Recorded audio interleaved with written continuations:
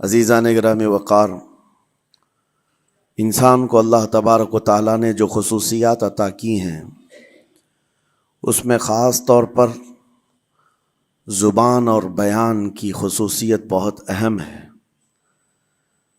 شیخ Saadi رحمۃ اللہ تعالیٰ علیہ فرماتے ہیں، تا مرد سخن نہ گفتہ باشد، عیب و ہنرش نہ ہفتہ باشد۔ جب تک آدمی بات نہیں کرتا اس کی اچھائی بھی چھپی رہتی ہے، برائی بھی چھپی رہتی ہے۔ انسان اپنے کلام سے، اپنی بات سے سمجھ میں آ جاتا ہے کہ کس کیٹیگری کا ہے، کس لیول کا ہے۔ اس کی گفتگو کے آداب اس کی حقیقت بتاتے ہیں، بلکہ یہاں تک کہ اس کے نسب کا بھی پتہ لگا لیا جاتا ہے اور اس کی تربیت کا بھی اندازہ ہو جاتا ہے۔ حضرت لقمان حکیم سے پوچھا گیا نیکی کس کا نام ہے، تو آپ نے فرمایا دو چیزیں اور بہت چھوٹی ہیں۔ نیکی دو چیزیں ہیں جو بہت چھوٹی ہیں۔ کہا کیا ہے؟ کہا کہ ملاقات میں لوگ اپنے بھائیوں سے مسکرانا اور نرم گفتگو کرنا۔ ساری نیکیوں کی جڑ ہے یہ، نرم گفتگو کرنا اور لوگوں سے خندہ پیشانی کے ساتھ مسکرا کر ملاقات کرنا۔ لیکن میرے عزیزو، یہ دو چیزیں بناوٹی تو بہت سارے لوگوں کے ساتھ آ سکتی ہیں، اخلاق تصنع جس کو کہتے ہیں، تکلف کے ساتھ بہت سارے لوگوں کے ساتھ آ سکتی ہیں، لیکن حقیقت میں جس انسان کی طبیعت میں یہ دو چیزیں ہونی چاہیے وہ کب سمجھ میں آتی ہیں؟ اس وقت جو مولا علی کرم اللہ وجہہ الکریم نے فرمایا کسی انسان کو اس کی حقیقت دیکھنا ہو تو غصے کے عالم میں اسے دیکھو، وہ اپنے آپے سے باہر ہوتا ہے یا اپنے مزاج کے خلاف کس طرح بات کو سن کر کے تحمل رکھتا ہے۔ سب سے بڑا پہلوان وہ ہے جس نے اپنے غصے کو کنٹرول کیا اور اپنی زبان پر قابو پا لیا، ورنہ یہ وہ لمحہ ہے جب انسان پھٹ پڑتا ہے، جو دل کے اندر ہے سب کہہ جاتا ہے۔ آپ کو میں بتاؤں، نبی کریم صلی اللہ تعالیٰ علیہ وسلم کے عظیم اخلاق کریمہ، بخاری شریف کی حدیث ہے، حضور مسجد نبوی میں تشریف فرما ہے۔ اس وقت مسجد نبوی، آج ہو سکتا ہے آپ کے ذہن میں جو امیج ہے مسجد نبوی کی، بہت بڑی عالی شان مسجد، لیکن وہ زمانہ نبوی میں اس طرح کی نہیں ہے، کچی دیواریں تھی، اوپر چھپر کے چھت پڑے ہوئے تھے اور مٹی کی زمین تھی۔ یہ مسجد نبوی کی شکل اس زمانے میں حضور اکرم صلی اللہ تعالیٰ علیہ وسلم اپنے صحابہ کے ساتھ بیٹھے ہیں، ایک دیہات کا رہنے والا شخص آیا۔ ایک بات یاد رکھیں کہ دیہات میں، گاؤں میں رہنے والوں کے اخلاق اور تمیز میں بڑا فرق ہوتا ہے، ان کے ہاں آداب کی کمی ہوتی ہے۔ وہ شخص آیا اور مسجد نبوی میں آ کر حضور صلی اللہ علیہ وسلم سے کچھ بات چیت کیا اور تھوڑی دیر کے بعد مسجد میں ہی کھڑے ہو کر پیشاب کرنا شروع کیا۔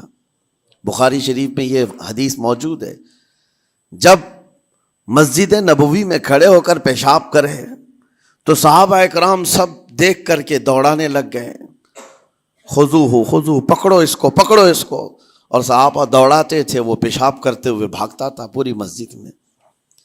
نبی پاک صلی اللہ تعالیٰ علیہ وسلم نے فرمایا دعوہ، چھوڑ دو اس کو، کر لینے دو، پیشاب کر رہا ہے مسجد میں، چھوڑ دو اس کو۔ جب وہ صحابہ اکرام حضور کا حکم سنتے ہیں سب پیچھے ہٹ گئے۔ تھوڑی دیر کے بعد نبی کریم صلی اللہ تعالیٰ علیہ وسلم نے صحابہ سے فرمایا پانی کے ڈول بھر کر کے لائے جائیں۔ صحابہ سے ہی منگوایا، پانی کے ڈول بھر کر کے لائے گئے اور مسجد نبوی کے میدان میں فرش پر بہایا گیا اور صاف کیا گیا۔ اب وہ شخص نہایت ہی ڈرا سہما کھڑا تھا، میرے ساتھ کیا ہوگا پتہ نہیں، میں نے پیشاب کیا، اب مجھے یہ لوگ قتل کر ڈالیں۔ نبی کریم صلی اللہ تعالیٰ علیہ وسلم نے قریب بلایا اور فرمایا، نہایت نرم گفتگو کے ساتھ حضور فرماتے ہیں یہ اللہ کا گھر ہے، یہاں پیشاب نہیں پیشانیاں رکھی جاتی ہیں۔ بس یہ جملہ ہے، بخاری شریف میں موجود ہے، یہاں عبادت کی جاتی ہے۔ اتنا کہہ کر رخصت ہو گئے، رخصت کر دیا۔ وہ دیہات سے آیا ہوا جو نوجوان تھا یا شخص تھا، باہر نکلتے ہی وہ کلمہ طیبہ پڑھ کر حضور کی غلامی میں شامل ہوا۔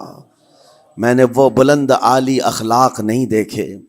نبی کریم صلی اللہ علیہ وسلم کے بارے میں قرآن کہتا ہے فَبِمَا رَحْمَةٍ مِّنَ اللَّهِ لِنْتَ لَهُمْ، اللہ کی رحمت سے آپ لوگوں کے لیے نرم ہیں، اس لیے لوگ آپ کے ارد گرد لگے ہوئے رہتے ہیں۔ وَلَوْ كُنْتَ فَظًّا غَلِيظَ الْقَلْبِ لَانفَضُّوا مِنْ حَوْلِكَ، اے رسول اگر آپ سخت دل ہو جائیں تو پھر یہ سب چھٹ جائیں گے، آپ سے دور ہو جائیں گے۔ اس رسول کے لیے جب کہا گیا ہے کہ اگر آپ سخت ہو جائیں تو لوگ چھوڑ کر کے دور ہو جائیں گے، تو ہمارے اور آپ کے لیے کس قدر لہجے کی پابندی ضروری ہے۔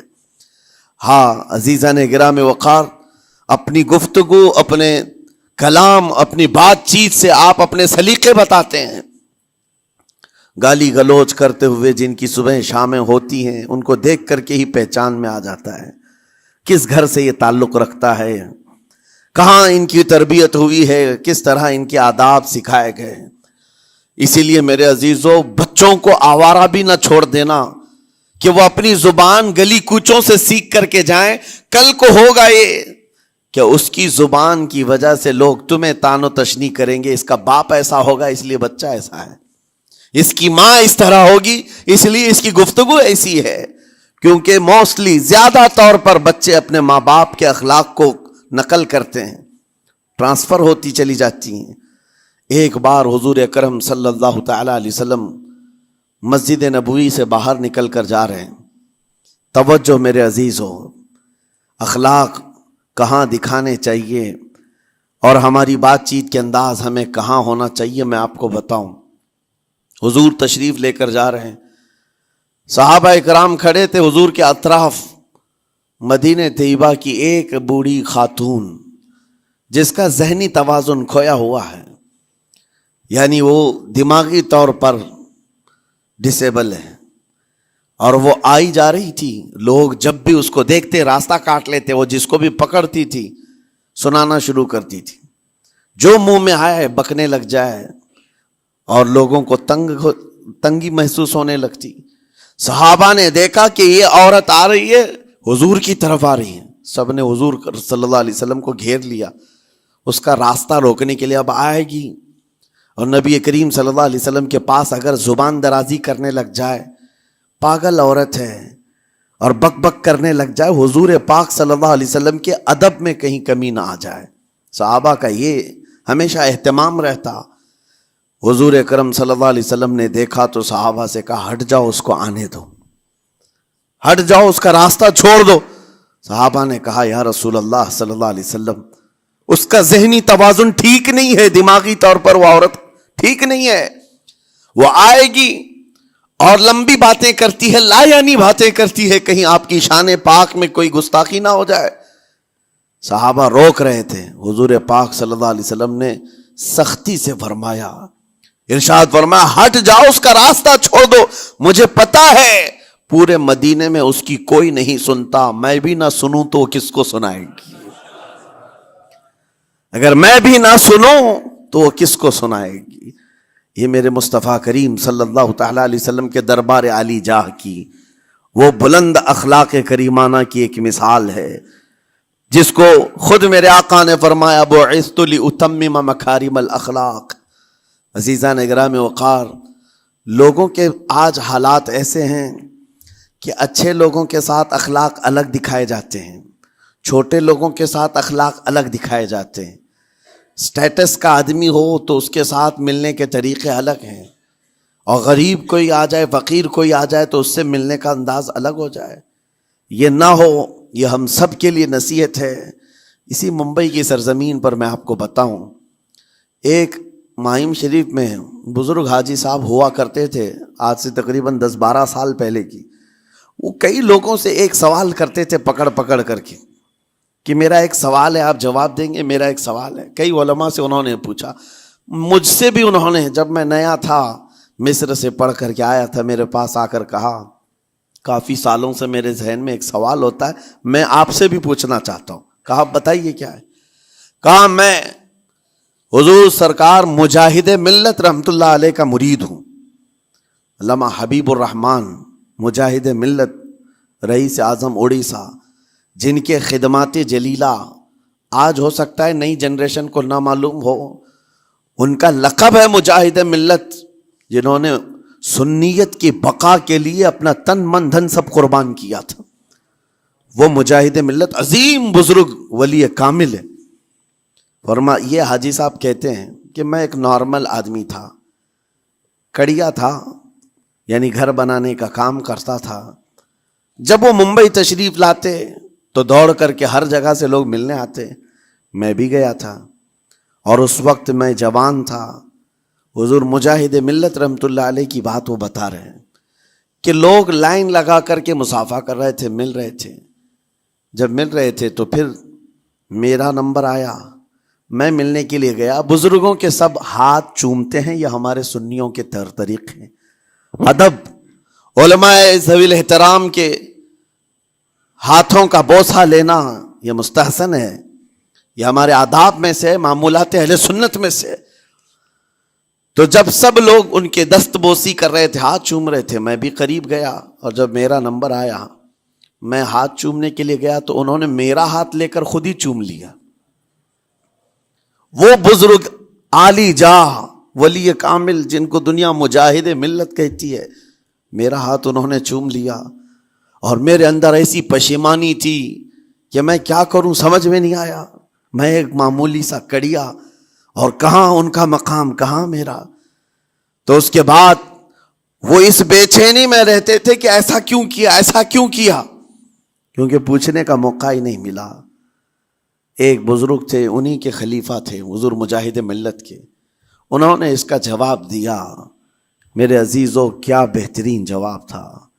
حضرت مجاہد ملت رحمۃ اللہ تعالی علیہ یہ چاہتے تھے کہ ہزاروں لوگ ہماری تعظیم کرتے ہیں تو کہیں ہمارے دماغ میں بادشاہت کا خیال نہ آئے، ہم غریب اور فقیر کا ہاتھ چوم کر اپنے نفس کی مخالفت بھی کرتے ہیں۔ اخلاق کریمانہ دکھانے کے لیے اسٹیٹس والوں کے ساتھ ہی نہیں، غربا فقراء کے ساتھ بھی وہ اخلاق ہوں۔ نبی کریم صلی اللہ تعالی علیہ وسلم کے وہ آداب آج اگر آپ اپنا لیں، بہت ساری کڑوی چیزیں ویسی ختم ہو جائیں۔ آج ممبئی کی سرزمین پر سب سے بڑا یہ چیلنج ہے بات کرنے میں، نوجوانوں کے تو آج پارے چڑھے ہوئے ہوتے ہیں، ان سے کوئی بھی بات کر لے، جس تیور میں یہ بات کرتے ہیں ایسا لگتا ہے کہ ابھی لڑائی ہو جائے گی، ابھی جھگڑا ہو جائے گا۔ اس کی عادت سی بن گئی ہے۔ آپ کو پتہ ہے فرمایا گیا، عربی کا قول ہے، جراحت السنان لها التیام ولا یلتام ما جرح اللسان۔ تلوار سے، چاقو سے دیا ہوا زخم سوکھ سکتا ہے، زبان سے دیا ہوا زخم کبھی نہیں سوکھتا۔ زبان سے دیا ہوا زخم نہیں سوکھتا۔ بولنے سے پہلے 1000 بار اس بات کو خیال ہونا چاہیے کہ میں جس کو بول رہا ہوں کہیں اس کا دل چھلنی تو نہیں ہو جائے۔ میری زبان یہ ہوتی 50 گرام کی چھوٹی زبان ہے، لیکن بڑے بڑے لوگوں کے کلیجے چیر کر رکھتی ہے، بڑے بڑے لوگوں کے دلوں میں سوراخ کر کے رکھتی ہے، زخمی کر کے رکھتی ہے اس کا استعمال۔ اسی لیے روایت میں ملتا ہے کہ جب انسان صبح کرتا ہے تو سارے اعضاء، ہاتھ پیر آنکھ کان ناک، سارے اعضاء سب سے پہلے زبان سے یہ عرض کرتے ہیں، اس کی پناہ مانگتے ہیں، کہتے ہیں آج تو صحیح سلامت رہے گی تو ہم سب صحیح سلامت رہیں گے، اور اگر تو پھسل گئی تو عذاب ہم پر بھی ہوگا۔ زبان بولتی ہے، مار کسی اور کو پڑتی ہے، کوئی زبان کو مارتا نہیں ہے، گالی زبان دیتی ہے، لیکن مار کبھی پیٹھ پہ پڑتی ہے، سر پہ پڑتی ہے، ہر جگہ پڑتی ہے۔ تو یہ زبان نبی کریم صلی اللہ تعالی علیہ وسلم نے ارشاد فرمایا، من یضمن لی ما بین لحیتیہ وما بین، حضور پاک صلی اللہ تعالی علیہ وسلم فرماتے ہیں، جس نے 2 چیزوں کی ضمانت مجھے دے دی، حفاظت کی، میں اسے اضمن لہ الجنہ، میں اس کو جنت میں لے جانے کی ضمانت دیتا ہوں۔ 2 چیزیں کیا ہیں؟ حضور فرماتے ہیں، ایک 2 جبڑوں کے بیچ میں جو موجود زبان ہے اس کی حفاظت کر لے، اور 2 رانوں کے بیچ میں جو شرمگاہ ہے اس کی حفاظت کر لے۔ یہ 2 چیزیں جس نے بچا لیا میں اس کو جنت میں لے جانے کی ذمہ داری دیتا ہوں، ضمانت دیتا ہوں۔ اس کا کتنا بڑا کردار ہے، یہ زبان کا کتنا بڑا کردار ہے۔ اور حضور نے ایک بار پکڑ کر کے فرمایا تھا، زبان کو پکڑ کر کے کہا تھا، یہ وہ زبان ہے جو انسان کو جنت میں بھی لے جاتی ہے اور دوزخ میں بھی لے جاتی. کلمہ کس سے پڑھتے ہیں آپ؟ لا الہ الا اللہ، زبان ہی سے تو پڑھتے ہیں. اسی کلمے نے آپ کو جنت تک پہنچایا. اور کافر جو کفر کرتا ہے وہ بھی زبان سے ہی کرتا ہے، اور زبان اسے ہمیشہ کی دوزخ میں لے جاتی ہے. اس زبان کو چلانے سے پہلے 1000 بار سوچ لیں کہ آج لہجوں کی سختیاں بڑھتی چلی گئیں. اور آپ کو پتا ہے قرآن پاک میں رب تعالیٰ نے یہ فرمایا وَلَا تَقُلْ لَهُمَا اُفٍّ وَلَا تَنْهَرْهُمَا، والدین کے بارے میں بچوں کو کیا کہا گیا؟ ان کو اف تک نہ کہو. لیکن زبان جب کھلتی ہے نا، ماں باپ کے خلاف نوجوانوں کو ہم نے دیکھا ہے گالی گلوچ کرتے ہوئے اور اتنی بری باتیں کہتے ہوئے، معاذ اللہ. عزیزان گرامی وقار، حضور نے تو یہ فرمایا جس نے پلٹ کر کے اپنے ماں اور باپ کو سخت لہجے میں بات کیا یا ان کی نافرمانی کی، حضور فرماتے میرا دل چاہتا ہے کہ اس کے گھر کو آگ لگا دوں، آگ لگا دوں. اس لیے اس بات کو ہمیشہ یاد رکھیں، تمہارے لہجے کی سختیاں کسی کو زخمی کر دیں تو آخرت خراب ہو جائے گی، آخرت خراب ہو جائے گی. حضرت علقمہ رضی اللہ تعالیٰ عنہ حضور کے صحابی ہیں، حضور صلی اللہ علیہ وسلم کے صحابی ہیں. آخری وقت آ گیا تھا لیکن زبان نہیں کھلتی تھی. حضور پاک صلی اللہ علیہ وسلم کے پاس سفارش لائی گئی کہ آپ کے وہ ساتھی ہیں انتقال کر رہے ہیں لیکن زبان پر کلمہ بھی نہیں آتا. حضور تشریف لائے، دیکھا، پوچھا گھر میں ان کے کون کون ہے؟ کہا بیوی ہے اور ماں ہے. ماں کو بلایا اور کہا علقمہ کے بارے میں کیا کہتی ہو، کیسا تھا؟ کہا بہت اچھا، پرہیزگار، عبادت گزار، ساری نیکوکاریاں اس کے اندر ہیں. تو پھر حضور نے پوچھا اچھا یہ بہت نیک تھا، تم بھی اس سے راضی ہو کہ نہیں ہو؟ ماں نے کہا میں نہیں راضی ہوں، میں راضی نہیں ہوں. کہا کیوں، وجہ کیا ہے؟ کہا یا رسول اللہ میرا اکلوتا بیٹا، میرا تنہا بیٹا تھا، بڑی محبتوں کے ساتھ اس کو پالا تھا، اور جب میں نے اس کی شادی کی اپنی بیوی کو لایا، اور جب بیوی گھر پر آ گئی تو میری بات کو ہلکے میں لیتا، اپنی بیوی کی بات کو فوقیت دیتا، ترجیح دیتا. اور اس وقت غالباً یہ باتیں تھی کہ زبان سے کوئی کلمہ ان کے نکلا ہوگا جو بیوی کی حمایت میں تھی، ماں کو تکلیف پہنچ گئی. کہا میرا دل گوارا نہیں کرتا، میں اس سے راضی نہیں ہوں، باقی وہ بہت نیک بندہ ہے، بہت اچھا ہے. حضور نے فرمایا دیکھو زندگی کے آخری پڑاؤ پر آ چکا ہے، روح نکلنے کو ہے، معاف کر دو. وہ بھی صحابیہ تھی، انہوں نے کہا آقا آپ کا حکم ہے یا مشورہ ہے؟ اگر حکم ہے تو پھر ماننا ہے. حضور نے فرمایا نہیں، حکم نہیں، مشورہ ہے. کہا مشورہ ہے تو پھر دل نہیں چاہتا، دل نہیں چاہتا. حضور نے فرمایا صحابہ سے کہ لکڑیاں جمع کرو، آگ لگاؤ اور انہیں اٹھاؤ، آگ میں ڈال دو. آگ دہکائی گئی تو ماں کی ظاہر سی بات ہے ممتا بے چین ہو گئی. کہا ان کو میرے سامنے آگ میں ڈالیں گے؟ کہا ہاں، اس سے بہتر ہے کہ وہاں جلے گا، یہاں جلے. وہ ماں کہتی آقا آپ گواہ ہو جائیں، میں اپنے بیٹے کو معاف کرتی ہوں. ادھر معاف کیا، ان کی زبان پر کلمہ طیبہ جاری ہوا. میرے عزیزو یہ بتانا مقصود اس لیے ہے کہ زبان سے دیے ہوئے زخم خواہ والدین کو ہو، یہ معمولی نہیں ہوتے. ہو سکتا ہے آخری وقت تمہاری زبان بند ہو جائے اور کلمہ طیبہ بھی نہ جاری ہو، زبان کھلنے بھی نہ لگے، یہ حالات آ جائیں گے. اس لیے اپنی زبان کا کنٹرول برقرار رکھو، کس سے کیا کہنا ہے. ابھی میں اس کا دوسرا پارٹ بھی بتاتا ہوں زبان کے استعمال کا. یہ نرمی لہجے کے اندر ہونا بہت ضروری ہے، لیکن کچھ جگہوں پر سختی کی اجازت ہے، لیکن وہ مقامات الگ ہیں. نرم لہجہ حضور پاک صلی اللہ تعالی علیہ وسلم کے فرامین میں سے ہے. ایک بات بڑی بغداد مقدسہ میں نے ایک ولی پاک کی زیارت کی، ان کے آستانے پر بھی میں نے ابھی بیان کیا تھا. حضرت بہلول دانا مجذوب بزرگ تھے اور بغداد کی گلیوں میں کہیں پر بھی بیٹھ جاتے تھے، اور جو جانکار تھے وہ سمجھتے تھے اللہ والا بندہ ہے. مجذوب کس کو کہتے ہیں؟ جس کی یاد الہی میں عقل فنا ہو گئی، ختم ہو گئی، اللہ کے ذکر میں اور اللہ کی یاد میں اپنے آپ کو فنا کر دیا ہے. اس کے اوپر شریعت کا قلم نہیں. ظاہر سی بات ہے شریعت کے سارے احکام اس پر ہیں جس کی عقل سلامت ہے. عاقل ہو بالغ ہو تو نماز فرض ہے نا, عقل ہی نہیں ہے تو وہ مجذوب ان اولیاء کو کہتے ہیں. لیکن ان کے بارے میں حدیث میں ہے, اللہ کے نبی نے فرمایا وہ ایسے بندے ہیں کہ اگر اللہ کو قسم دے دیں کسی بات کی, اللہ ان کی قسم پوری کرتا ہے.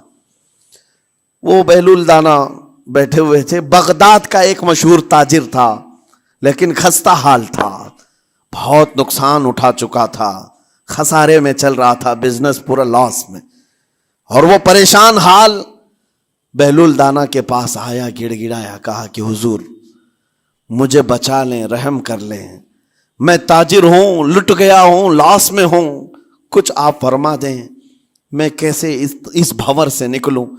بہلول دانا نے دیکھا, کہا ٹھیک ہے کچھ پیسے بچے ہیں؟ کہا ہاں ہے, وہ بس اتنا سرمایہ ہے کہ مال لیتا ہوں پھر بیچ دیتا ہوں, نفع نہیں ہوتا.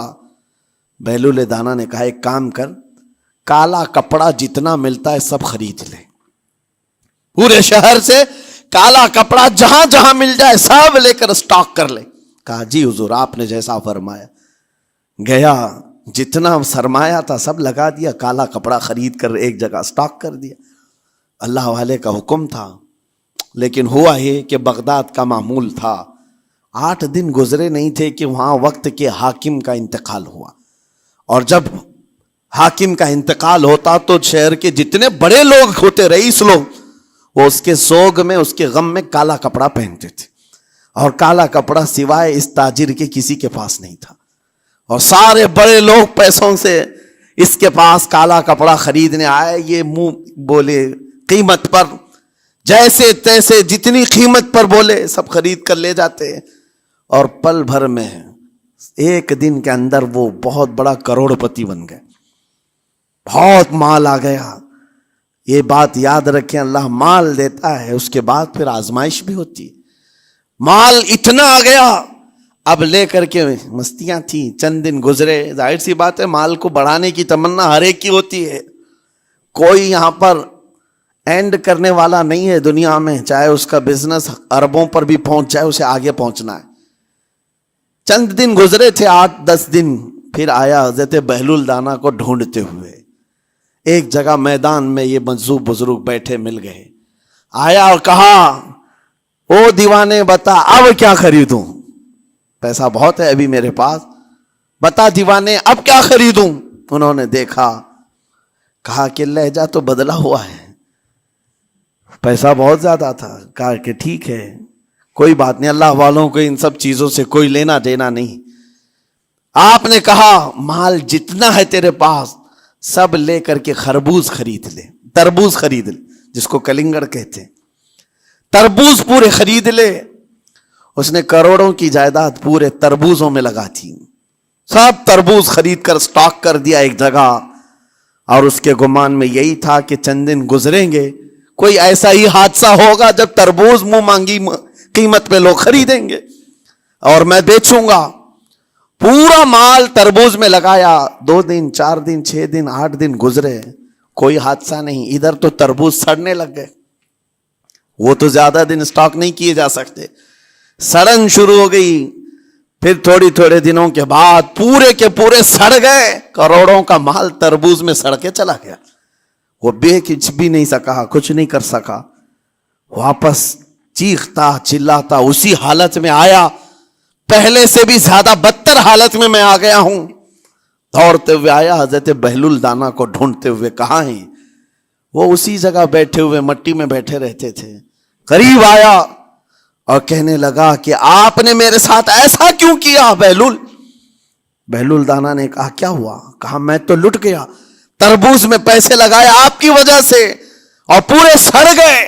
بہلول دانا نے کہا میں نے تو کچھ نہیں کیا, پہلے تو تجھے نفع ملا تھا وہ تیرے لہجے کی وجہ سے, اب خسارہ ہوا ہے تیرے لہجے کی وجہ سے.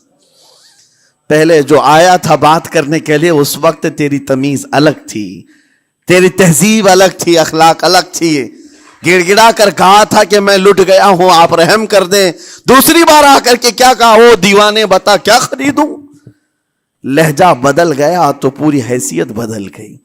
زبان ہماری اونچائی پر بھی لے جاتی ہے اور نیچے بھی لے آتی ہے. اس بات کو ہمیشہ ملحوظ رکھیں کہ اس زبان سے بہت سارے لوگ نفع بھی اٹھاتے ہیں, بہت سارے لوگوں کو نقصان بھی ہوتا ہے. لیکن ساتھ میں یہ بات بھی عرض کروں, نرم گفتگو کرنے کا عادی ہر ایک کو ہونا چاہیے. نرم گفتگو کرنے کا عادی ہر ایک کو ہونا چاہیے. اس کی نیکیوں کی علامت ہے, اس کے اخلاق کی علامت ہے. لیکن ساتھ میں امام شافعی رحمۃ اللہ تعالی علیہ نے یہ بھی فرمایا, چاہے جتنی بھی نرم طبیعت ہو انسان کی, اللہ اور اس کے رسول کے لیے غیرت ہونی چاہیے. اللہ اس کے رسول کے خلاف بات سنے تو پھر نرم لہجے کا استعمال نہ کرے, پھر وہ بزدلی کہلائے گی, وہ بزدلی کہلائے گی. آج میں ایک بات یہ بھی بتا دوں, بہت سارے لوگ یہ سمجھتے بھی ہیں. ابھی چند دن قبل میں ماررہ مطہرہ میں بیان کیا اخلاق کے, اولیاء اکرام کے مذہب و مسلک پر, اور پچھلے 15 سالوں سے میں نے بہت سارے خطابات کیے ہیں اخلاق پر, معاشرے کی برائیوں پر. لیکن ابھی چونکہ چند دنوں میں جلسے پروگرام بہت سارے ہو گئے اور عظمت ناموس رسالت پر زیادہ گفتگو ہونے لگی, تو لوگوں میں ایک امیج الگ بیٹھی ہوئی ہے. اور ابھی ہم نے اخلاق حسنہ پر گفتگو کیا کی 8 دن پہلے. ایک بزرگ نے مجھ سے پوچھا, ایسی بھی تقریر کرتے ہیں آپ ایسی بھی تقریر کرتے ہیں, یعنی نرم گفتگو بھی کرتے ہیں؟ مطلب یہ ہے کہ ہماری امیج ایسی بنا کر رکھیں کہ ہم ہر وقت چلاتے ہی رہتے ہیں, ہر وقت للکارتے ہی رہتے ہیں. میرے عزیزوں, میں یہاں پیغام دینا چاہتا ہوں, ہم قرآن کے اس آیت پر عمل کرنا چاہتے ہیں جو مولا نے فرمایا, اشداء علی الکفار رحماء بینہم. مومنین کی شان ہے, صحابہ کی شان ہے, وہ کافروں پر سخت ہوا کرتے ہیں اور مومنوں کے لیے نرم دل ہوا کرتے ہیں. زبان کی نرمی ایمان والوں کے لیے ہے, زبان کی نرمی محبت مصطفیٰ کے لیے ہے, عاشقان مصطفیٰ کے لیے ہے. ساتھ میں زبان کی سختی کفار و مشرکین کے لیے ہے, گستاخان رسول کے لیے ہے. اور اگر یہ چیز نہیں آئی تو پھر آپ سمجھ لیں نیک اس وقت نہیں کہلائے گا آدمی. بعض لوگوں کو ایسا لگتا ہے نرم بات کرنا چاہیے, نرم گفتگو بالکل صحیح ہے, یہ اخلاق ہے. لیکن اگر ایسے مقامات پر جہاں تمہارے نبی کو کوئی گالی دے رہا ہو, رب کی شان میں کوئی بھونک رہا ہو, اس وقت تم کہو کہ اخلاق ہے, نرم بات کرنا چاہیے, یہ بے غیرتی ہے, یہ بے غیرتی ہے. تمہاری بیوی کو اگر تمہارے سامنے کوئی چھو دے اور اس کے بعد تم ہنس کر کے اس سے کہو ٹھیک ہے جائیے صاحب, آپ کو کہا جائے گا بے غیرت آدمی, بے غیرت آدمی ہے. انسان کو اپنی بیوی, اپنی بیٹی, اپنی ماں پر بھی غیرت ہوتی ہے, وہ سنتا نہیں ہے, یہ پیدائشی ہے, فطرت ہے انسان کی. اور مومن کی شان یہ ہے, سب سے بڑی غیرت اس کے لیے اللہ اور اس کے رسول کے لیے ہوا کرتی ہے. اللہ اور اس کے رسول کے لیے. ماں اور باپ کو گالیاں ایک وقت میں برداشت کر بھی لے جائے, لیکن اللہ اور اس کے رسول کی شان میں وہ ہرگز برداشت نہ کرے. یہ ایمان کی علامتوں میں سے ہے. بہرحال میں نے زبان کے دونوں استعمال آپ کو بتائے, سخت لہجے بھی ہیں, نرم لہجے بھی ہیں. لیکن جب آپ کا پالا کسی گستاخ سے نہ پڑے تو ہمیشہ نرم گفتگو کرنے کے عادی بنے. مومنین میں نرم لہجے کا اختیار ہمیشہ رہے. اس سے اخلاق آپ کے بتائے دکھائے جاتے ہیں, اس سے آپ کے اخلاق معلوم ہوتے ہیں. ساتھ ہی معاشرے میں نرمی اور محبت کا ماحول بھی قائم ہوتا ہے. ڈانٹنے کے طریقے بھی میں آپ کو بتاؤں. میرے استاد, میرے والد اگرامی فرمایا کرتے تھے, حضور حافظ ملت رحمت اللہ علیہ جو الجامعۃ الاشرفیہ مبارک پور کے بانی ہیں اور بڑے محدث جنہوں نے ایک نہیں ہزاروں عالم پیدا کیے, اس ہندوستان کی بات کر رہا ہوں. حافظ ملت رحمت اللہ علیہ پوری بخاری شریف پڑھاتے تھے, تقریباً 40 سال تک انہوں نے پڑھایا بخاری شریف. میرے والد ان کے شاگرد ہیں. فرماتے ہیں جب وہ بہت زیادہ ناراض ہو جاتے کسی سے, ڈانٹنا ہوتا, ہر استاد بچے کو ڈانٹتا ہے, کبھی کچھ بچہ نافرمانی کر جائے یا مزاج کے خلاف بات کرے تو استاد ڈانٹتا ہے. تو حافظ ملت رحمت اللہ علیہ اگر کسی شاگرد کو ڈانٹتے بھی غصے میں تو کہتے ہیں اے جنتی کیا کر رہا ہے. کہتے ہیں اگر یہ جملہ قبول بھی ہو جائے تو بچہ جنتی ہو جائے. لہجے کی یہ استعمالات اولیاء سے سیکھو میرے عزیزو. غصے پر کنٹرول اس وقت تمہارے اخلاق معلوم ہوتے ہیں جب تمہارا غصہ عروج پر ہوتا ہے. اس وقت تمہاری حقیقت لوگوں کے سامنے آتی ہے. وہ اپنے شاگردوں کو ڈانٹتے بھی تو جنتی کہہ کر ڈانٹتے ہیں. یعنی کوئی گالی نہیں ہے, کوئی برے کلمے نہیں ہیں, بلکہ ایسا جملہ ہے کہ اگر قبول بھی ہو گیا استاد کی زبان سے, اس کی تو زندگی وصول ہوگی, اس کا بیڑا پار ہو گیا. ہمارے درمیان ماں باپ کو بھی یہ چاہیے کہ بچوں کو کس طرح کے اخلاق آپ دے رہے. گفتگو کرنے کے متعلق قرآن میں اللہ تعالیٰ نے آداب بتائے ہیں. جب آپ گھروں کے اندر موجود ہوں تو بچوں کے سامنے کس طرح کی گفتگو کیا کریں گے, کیسی بات کریں گے. شوہر اور بیوی جس طرح کی باتیں کر رہے ہیں بچے کے دماغ میں وہ پورا کا پورا چھپتا ہے, ٹرانسفر ہوتا ہے. اسی لیے کہا گیا ایڈلٹ گفتگو کبھی بھی بچوں کے درمیان نہیں کی جائے گی. جو میچورٹی میں نہیں ہے ان بچوں کے سامنے ماں اور باپ بیٹھ کر کے کلام بھی نہ کریں, بات نہ کریں. معاشرہ تو آج ایسا ہے, سب پوری فیملی لے کر کے بیٹھے ہوئے ہیں, اور حد تو یہ ہے کہ گندی فلمیں سامنے لگی ہوئی رہتی ہیں. وہ کیسے بچا پاؤ گے؟ 4 سال 5 سال کے بچے کے اندر بھی وہ گفتگو, وہ مکالمات, ایک دوسرے سے بات کرنے کی تمیزیں, وہ سب وہاں سے سیکھتا آ رہا ہے. گھروں کے اندر ماحول کو تبدیل کرنے کے لیے آپ کی اپنی زبان پر کنٹرول اور اپنے بچوں کی تربیت اور ان کی زبان پر کنٹرول بہت ضروری ہے. پھر دیکھنا آپ یہ معاشرہ پیدا کر کے کل کو آپ کا بچہ نکلے گا, اس کی تمیز, اس کے اخلاق پر ہر کوئی اش اش کرے گا. چند دنوں کی محنت ہے آپ کی, لیکن بچے جب سلیقے کے ساتھ گفتگو کریں تو لوگوں کا دل جیت لیا کرتے ہیں. بات کرنے کے آداب ایسے ہیں کہ لوگ دل جیت لیا کرتے ہیں. یہ میرے استاد گرامی مصر کے رہنے والے تھے. جب خطابت ہمیں سکھا رہے تھے گفتگو کرنے کے آداب, تقریر کرنے کے آداب, تو ایک امام غزالی کا قول تھا کلم الناس علی قدر عقولہم, لوگوں سے ان کی عقل کے مطابق بات کرو. اس پر وہ سمجھاتے ہوئے ہمیں ٹریننگ دیتے تھے اور کہتے تھے کہ تمہارے پاس آنے والے کئی طرح کے لوگ ہوں گے. اگر تم امام ہو, اگر داعی ہو, خطیب ہو, مقرر ہو, کوئی غریب گھر سے, کوئی بڑے امیر گھر سے, کوئی پڑھا لکھا آئے گا, کوئی جاہل ہوگا, کوئی بدتمیز بھی ہوگا, کوئی نیکوکار, کوئی گنہگار, سب طرح کے مکس مجموعہ تمہارے پاس ہوگا. ان سے خطاب کرنا, ان سے بات کرنا, کس انداز سے بات کرو گے, کیسے ان سے کلام کرو گے. میرے عزیزو, یہ ہمارا اپنا ہنر نہیں ہے. ہم جو آپ کے سامنے گفتگو کر رہے ہیں یہ ہمارا فن نہیں ہے, یہ اپنا پیدا کیا وہ ہنر نہیں ہے.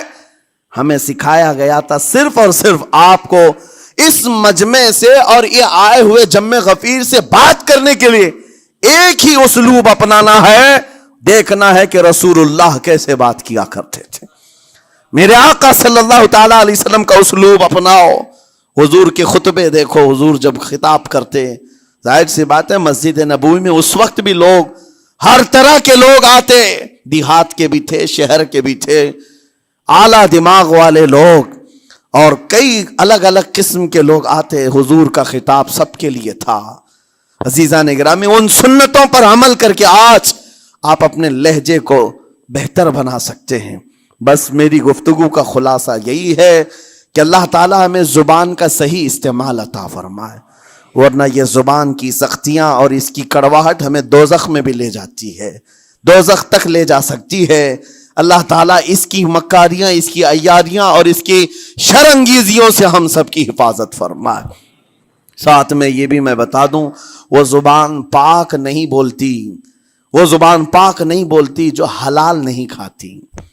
یہ بھی بزرگوں نے فرمایا ہے, یہ زبان پاک نہیں بولتی جو حلال نہیں کھاتی.